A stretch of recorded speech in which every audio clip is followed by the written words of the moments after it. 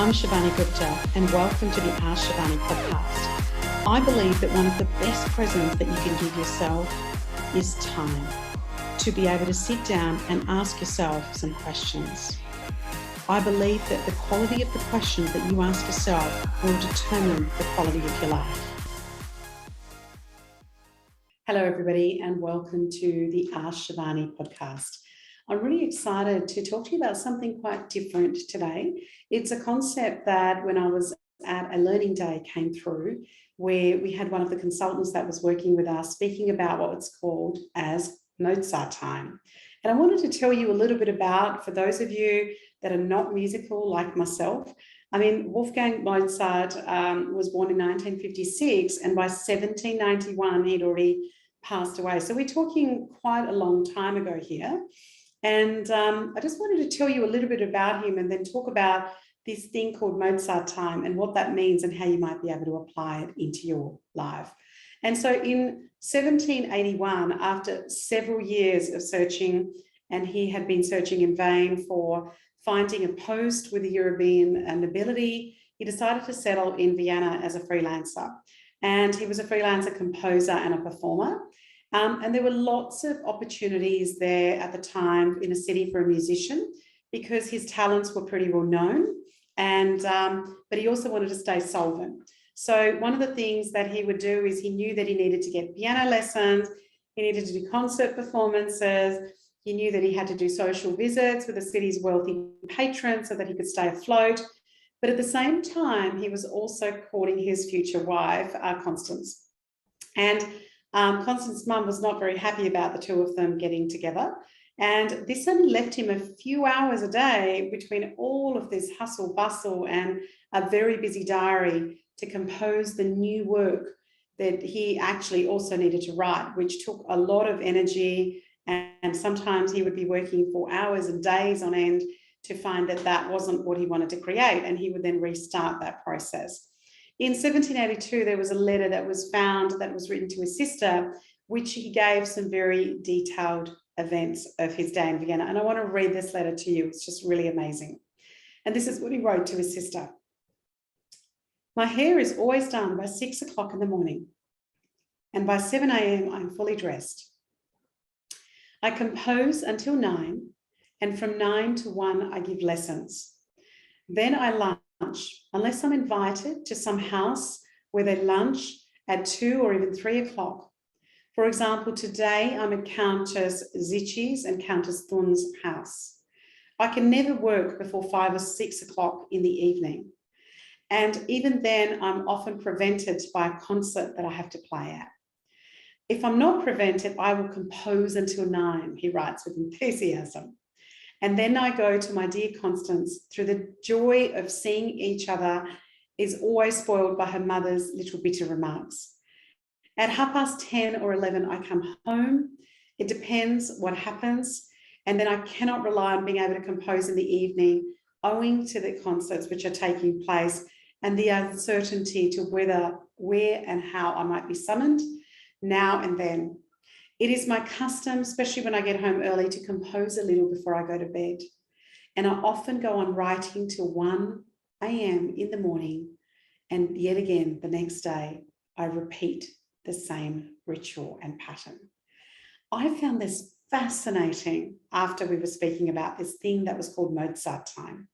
And then a Mozart time for him, and the way that it was explained to me, was the part that you are most creative.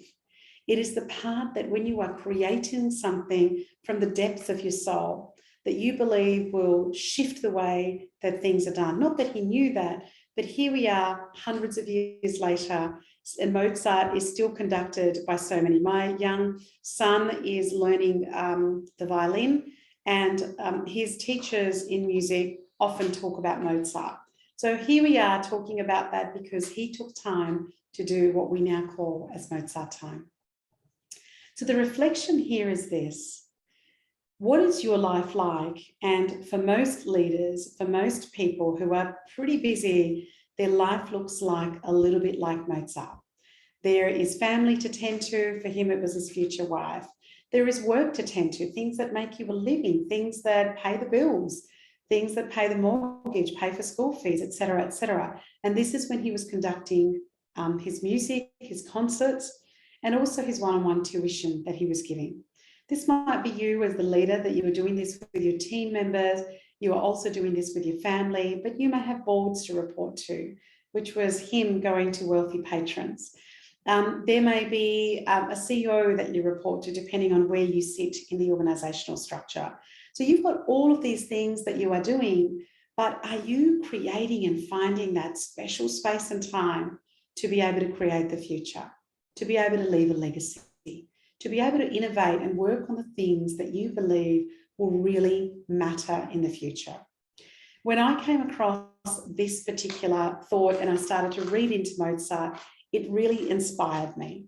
It really inspired me to go, okay, maybe I don't want to be up till 1 or 2 a.m. I definitely don't, and be up at 6 a.m. the next morning. But I have a partner, husband, I have children, I have businesses, I have my health, I have my friendships, I have my own learning and my colleagues that I want to be able to do this. So all these different compartments that Mozart had.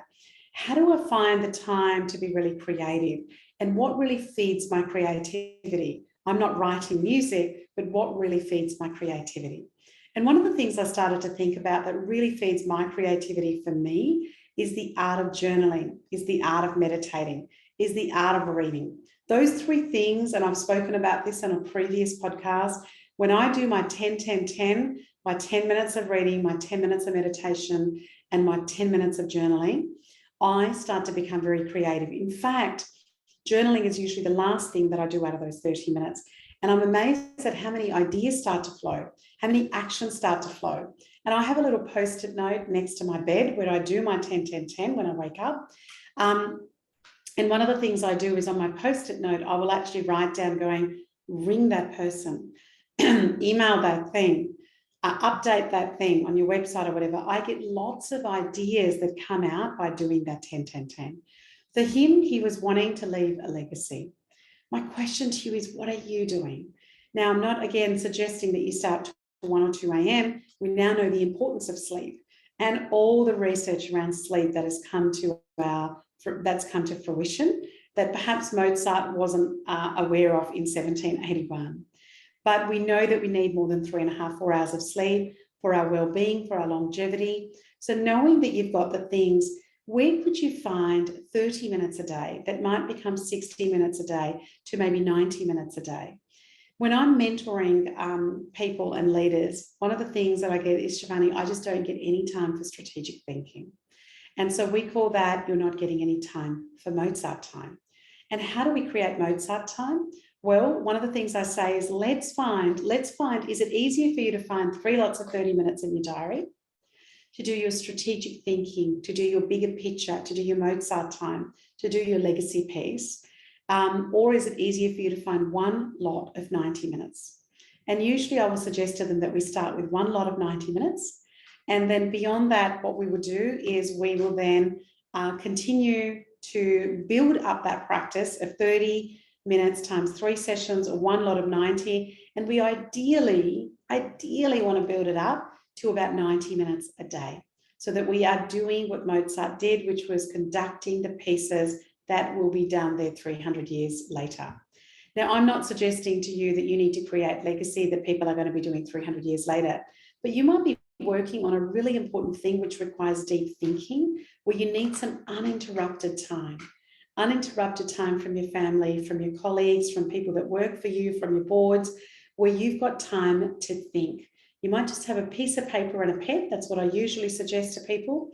And you might start writing down what you want to create. It might be a new organizational structure. It might be a new problem that you're working on, but just some Mozart time to think. The answers won't come straight away, as they didn't for Mozart, and they certainly don't for me, but it might just give you and point you in a little bit of the right direction. And it starts to set you up on your journey to create more strategic time, to be able to create and do things that will matter longer term rather than doing things for doing sake. I hope you look up Mozart. I hope you perhaps start off even with the 10-10-10 that I've suggested to you on a previous podcast, or perhaps you just start off with 1 30-minute block with a piece of paper and a pen and nothing else, and start to dream and visualize about things that will matter a week from now, a month from now, a year from now, perhaps even 100 years from now. Thanks for listening.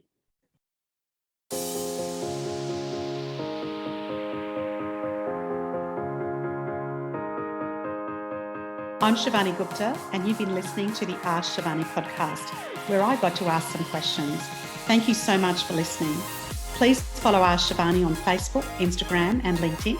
And if you haven't done so, please go to the Apple podcast and subscribe, rate, and review this podcast. It would mean a lot. Thank you.